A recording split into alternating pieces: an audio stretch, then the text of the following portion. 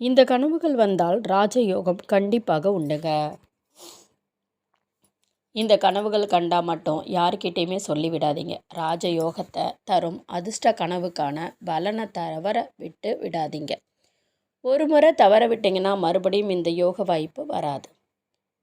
நீங்கள் இதான் first time நம்ம சேனலை பார்க்குறீங்கன்னா மறக்காமல் சேனலை சப்ஸ்கிரைப் பண்ணிக்கோங்க. பக்கத்தில் இருக்கக்கூடிய ஆல் பெல் சிம்பலையும் ப்ரெஸ் பண்ணிக்கோங்க.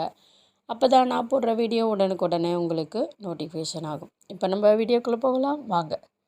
கனவு அப்படிங்கிறது நம்ம வாழ்வியலோடு நெருங்கிய தொடர்பு கொண்டது. ஒரு மனிதன் நல்ல ஆழ்நிலை உறக்கத்தில் இருக்கும்போது அவனுள் தோன்றும் எண்ண அலைகள் தான் கனவு பலன்களாக அறியப்படுகிறது. கனவு குறித்த பல்வேறு வகையான சாஸ்திர குறிப்புகள் இருக்குது. இப்போ இந்த சில கனவுகளின் பலன்களை குறித்த தகவல்கள் தான் தெரிந்து கொள்ளப் போகிறோம்.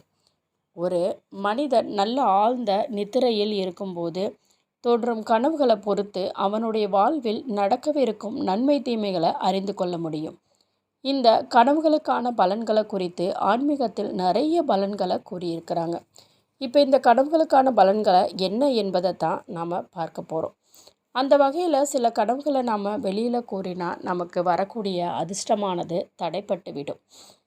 அந்த கனவுகள் என்னவென்று தெரிந்து கொள்ளலாம். தூக்கத்தில் பறப்பதைப் போலவும் மேக கூட்டங்கள் இடையில் உலா வருவதைப் போலவும் புதையலை காண்பதைப் போலவும் நல்ல பிரகாசமான ஒரு இடத்தை காண்பது போலவும் பெரிய பூந்தோட்டத்திற்கு இடையில் இருப்பது மழலைகளுடன் இருப்பது இப்படி மனதிற்கு நிறைவே தரும்படியான கனவுகள் வந்தால் உங்களுக்கு மிகப்பெரிய அதிர்ஷ்டம் வரப்போகிறது என்று அர்த்தம். இந்த கனவுகளை யாரிடமும் பகிரக்கூடாது என்று சொல்லப்படுகிறது. இந்த கனவுகளை வெளியில் சொல்வதால் அந்த கனவுகளுக்கான பலன்கள் உங்களுக்கு கிடைக்காமல் போய்விடும். அதேபோல் சில கனவுகளை வெளியில் சொல்ல வேண்டும் என்று சொல்லப்பட்டு இருக்கிறது.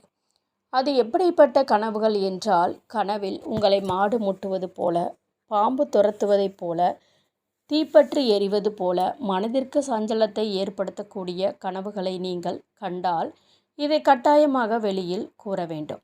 இந்த கனவுகளை வெளியில் கூறும்போது அதிர்ஷ்ட கனவுகளை வெளியில் சொன்னால் எப்படி நடக்காமல் போகுமோ அதை போல இந்த கனவுகளை வெளியில் சொல்வதால் இவைகளும் நடக்காமல் நமக்கு வரவிருக்கும் தீமை தடைப்பட்டு விடும் என்றும் நம்பப்படுகிறது.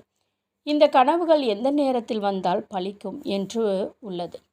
அதாவது அர்த்தஜாமம் 12 மணிக்கு 4 மணிக்குள்ள இந்த நேரத்தில் வரும் கனவுகள் நல்லதாக கெட்டதாக எதுவாக இருந்தாலும் பலிக்கும் என்று சொல்லப்படுகிறது.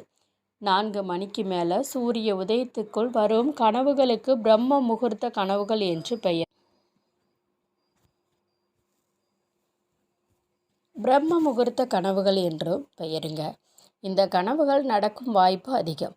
சூரிய உதயத்திற்கு பிறகு வரும் கனவுகள் பலிக்க வாய்ப்பில்லை. அதே நேரத்தில் சில கனவுகளை நாம் கண்டிருப்போம். கண் விழித்ததும் என்ன கனவு கண்டோம், கனவில் என்ன நடந்தது, எதுவுமே நமக்கு புரியாது. இது போன்ற கனவுகளை குறித்து நம் கவலைகளை பட வேண்டியது இல்லை. இவைகள் நம் ஆழ் மனதும் குழப்பத்தின் காரணமாக தோன்றியது.